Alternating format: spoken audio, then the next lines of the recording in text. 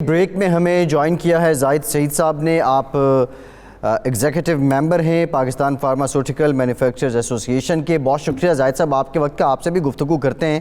نظامی صاحب، 5 مئی کو یہ انکشاف ہوا تھا کہ پاکستان میں بھارت سے لائف سیونگ ڈرگز کے نام پہ کچھ دیگر ادویات بھی آ رہی ہیں، اور اس کے بعد جو کیبنٹ میں یہ سارا معاملہ زیر بحث آیا تو پھر پرائم منسٹر نے شہزاد اکبر صاحب کو ذمہ داری دے دی کہ وہ اس معاملے کی چھان بین کریں، اور اس کو لے کے اب حکومت سوچ بھی رہی ہے کہ بھارت سے جو خام مال ہے اور اس کے ساتھ سے جو دیگر ادویات ہیں ان کی امپورٹ کو کسی طرح روکا جائے. کچھ پہ پابندی لگا بھی دی گئی ہے.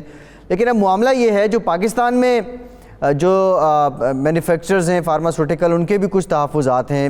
پہلے تو آپ بتا دیں یہ منسٹری آف ہیلتھ کا معاملہ ہے اور شہزاد اکبر صاحب اس کی چھان بین کر رہے ہیں، کیا وہ کس کیپیسٹی میں یہ چھان بین کر سکتے ہیں اور اس کے ریزلٹس ممکنہ طور پہ کیا سامنے آ سکتے ہیں؟ نظامی صاحب. شہزاد اکبر صاحب تو امرت دھارا ہیں، لیکن اس موقع پہ اگر وہ اس بات کو لمبا چھیڑتے ہیں تو اس وقت ملک میں ایک بڑی ہنگامی صورتحال ہے، اور یہ انسانی زندگی سے کھیلنے کا مسئلہ ہے، صحت کا معاملہ ہے. تو اس بارے میں جو بہت وائٹل را مٹیریل ہے لائف سیونگ ڈرگس کا، اس کو درآمد کرنے کی اجازت ہونی چاہے وہ بھارت سے ہی ہو. یہ تو ایک انسانی معاملہ ہے. اس میں دوسری بات یہ ہے کہ جو وٹامنز وغیرہ آئی ہیں، کیا وہ منسٹری آف ہیلتھ کی جو متعلقہ شعبے ہیں ان کی کلیئرنس کے بغیر آئی ہیں؟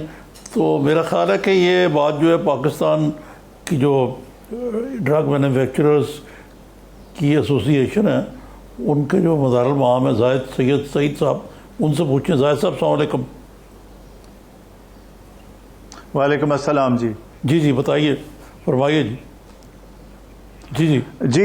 جی جولائی 2019 میں جب بھارت نے کشمیر کے ساتھ ایک جارحانہ رویہ اختیار کیا تو پاکستان کی حکومت نے یہ پالیسی بنائی کہ بھارت سے تمام تجارت کو بند کر دیا جائے، اور اس کو بند کر دیا گیا. لیکن اس میں ایک ہمارے سامنے گمبھیر صورتحال یہ تھی کہ پاکستان میں تقریباً 45 سے 50% خام مال جو دوائیوں کا آتا ہے وہ بھارتی کمپنیز سے پاکستانی کمپنیز خریدتی تھیں اور ان کو یہاں پر پروسیس کر کے اور دوائیوں میں کنورٹ کرتے تھے. تو یہ جب یکلخت بند ہوا، اور دوائیوں کا معاملہ میں آپ سے عرض کروں کہ اس لیے ذرا سا سینسٹیو ہوتا ہے کہ ہم اگر کوئی مٹیریل کہیں اور اویلیبل بھی ہو تو فوری طور پر تبدیلی نہیں کر سکتے. ہمیں اسٹیبلٹی اسٹڈیز کرنی پڑتی ہیں، جو ایک مہنگا پروسیس اور وقت لینے والا پروسیس ہے. تقریباً 7 سے 8 مہینے لگتے ہیں اسٹیبلٹی اسٹڈیز کر کے کسی دوسرے انگریڈینٹ پہ شفٹ ہونے میں. آپ ایک دن میں اس کو شفٹ نہیں کر سکتے. تو ہم نے حکومت کے سامنے یہ معاملہ پیش کیا، اور پھر 2 وزراء کے اوپر حکومت نے کمیٹی تشکیل دی، جس میں رزاق داؤد صاحب اور ہمارے ڈاکٹر ظفر مرزا صاحب تھے. اور انہوں نے فارما کی کمپنیز سے بھی بات کی، جو ملٹی نیشنلز ہیں ان سے بھی بات کی، اور امپورٹرز سے بھی بات کی. تینوں سے، کیونکہ امپورٹرز جو ہیں وہ ویکسینز منگواتے ہیں اور کینسر کی ڈرگز منگواتے ہیں جو صرف بعض دفعہ بھارت میں بنتی ہیں اور دنیا میں کہیں اور اویلیبل اس وقت نہیں ہیں. تو ان کو بھی بلایا گیا اور سب سے ایک مذاکرات ہوئے، اور اس کے اندر ہم نے صورتحال پیش کی. ظاہر ہے کہ جس طرح 2019 میں 2 مرتبہ بھارت سے ہماری تجارت تعطل کا شکار ہوئی تھی، تو آلریڈی جو فارماسیوٹیکل مینوفیکچررز ہیں وہ آلٹرنیٹس ڈھونڈ رہے تھے، اسپیشلی چائنا کے ساتھ، اور ہم نے ان کے ساتھ بہت سارے پروسیس کو شروع کر دیا تھا. لیکن ابھی وہ وقت نہیں آیا تھا کہ ہم سارا کچھ شفٹ کر سکتے. تو ہم نے جب یہ صورتحال ان کے سامنے پیش کی تو انہوں نے ہم سے پوچھا کہ اس کو کس طریقے سے اس کو ہم کریں، کہ اگر ہم ایک دفعہ درخواست بھی کریں حکومت سے کہ اس کے اوپر کوئی استثناء ایگزیمشن دے دی جائے تو کس طرح سے یہ ہو. تو بعد میں پھر یہ طے ہوا کہ اس کا جو ایگزیمشن ہے وہ اس طرح ہو کہ therapeutics good regulated by DRAP, drug regulatory authority of Pakistan, ان کو اجازت دے دی جائے کہ وہ پاکستان آ سکیں. اور اسی کے تحت جو خام مال ہے وہ دوبارہ بھارت سے امپورٹ شروع ہوا. اچھا، آپ کو نظامی صاحب میں ایک بات یہ بھی بتاؤں کہ اس دوران کے اندر، یعنی ستمبر اکتوبر سے یہ دوبارہ کام شروع ہوا، اور اب تک کووڈ کے آنے تک تقریباً 10 سے 15%، یعنی اگر 50% ہم بھارت سے پہلے مال لیتے تھے تو 15 سے 20% اب چائنا کے اوپر ہم شفٹ کر چکے تھے اس دوران میں، اور اب 30 سے 35% بھارت کے اوپر ہمارا انحصار رہ گیا تھا، اور یہ بتدریج روز بروز کم ہو رہا ہے۔ لیکن افتاد یہ پڑی کہ جو کرونا وائرس آیا وہ چائنا میں آیا، اور چائنا 2-2.5 مہینے کے لیے کمپلیٹ شٹ ڈاؤن پہ چلا گیا جنوری سے۔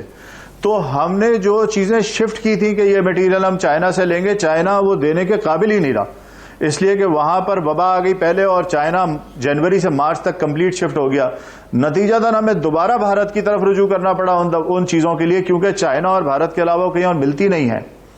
تو اب اس مجبوری کے اندر ہم وہاں گئے، اور آپ نے یہ دیکھا کہ پاکستان کے جو مینوفیکچررز ہیں فارماسیوٹیکل کے، انہوں نے اس چیز کو انشور کیا کہ باقی چیزوں کے بارے میں تو یہ شکایات آئیں کہ وہ بازار سے غائب ہو گئیں اور ان کی بلیک مارکیٹنگ ہوئی، لیکن نہ کوئی دوائی الحمدللہ اس 4 مہینے میں جو پینڈیمک کا ہے، نہ کوئی دوائی شارٹ ہوئی ہے، نہ کسی دوا کی قیمت بڑھی ہے۔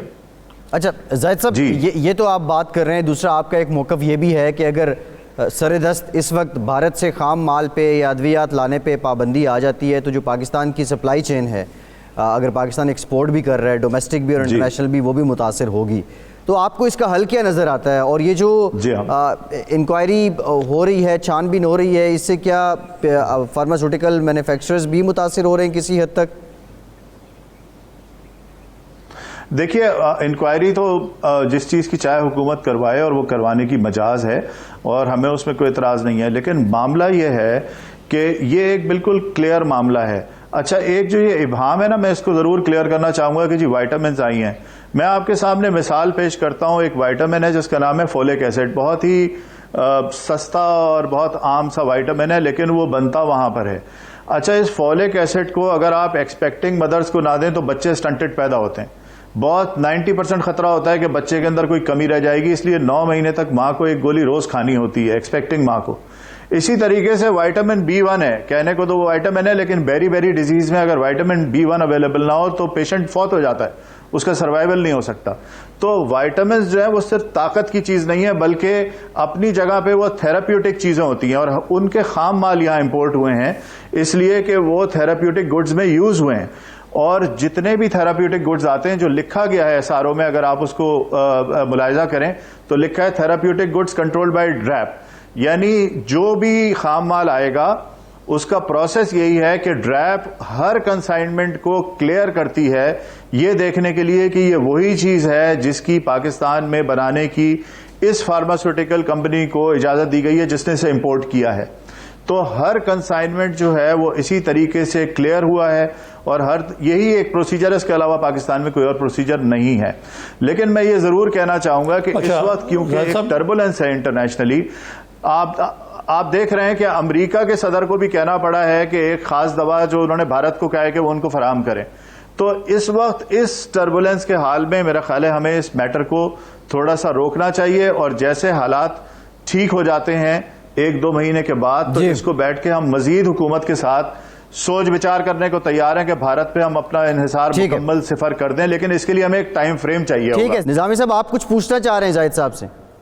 جی زاہد صاحب، میں پوچھنا چاہ رہا تھا، چاہے یہ جن کو وٹامن کہا جا رہا ہے یا so called life saving drugs ہیں، آپ نے بتایا کہ وٹامنز بھی لائف سیونگ ہیں، یہ سب کچھ جو ہے یہ ڈرگ ریگولیٹری اتھارٹی اور جو متعلقہ ادارے ہیں ان کی باقاعدہ منظوری سے یہاں پہ امپورٹ ہوا ہے یا نہیں؟ ایسا نہیں ہے؟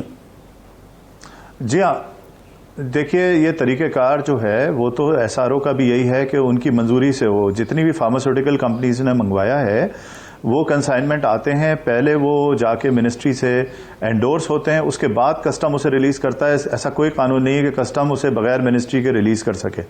تو ہماری اطلاع کی حد تک تو یہ مکمل طور پر ڈریپ کے کنٹرول میں ہے، ministry of national health services کے کنٹرول میں ہے یہ سسٹم۔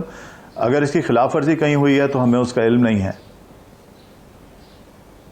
جی، تو اس کا مطلب ہے کہ پھر یہ میری سمجھ میں یہ بات نہیں آئی کہ انکوائری پھر کس چیز کی حکومت کر رہی جب انہوں نے خود ہی منظوری کی دی ہے، اور آپ جو بتا رہے ہیں کہ اس میں کوئی ہیرا پھیری بھی نہیں ہے، کوئی پروفیٹیرنگ بھی نہیں ہے، تو اس موقع پہ یہ تو پھر ایسی ہی ایک قسم کی प्लेइंग टू द गैलरी वाली बात लगती है कि जी हाँ हाँ बड़ा बहुत बड़ा स्कैंडल हमने पकड़ लिया।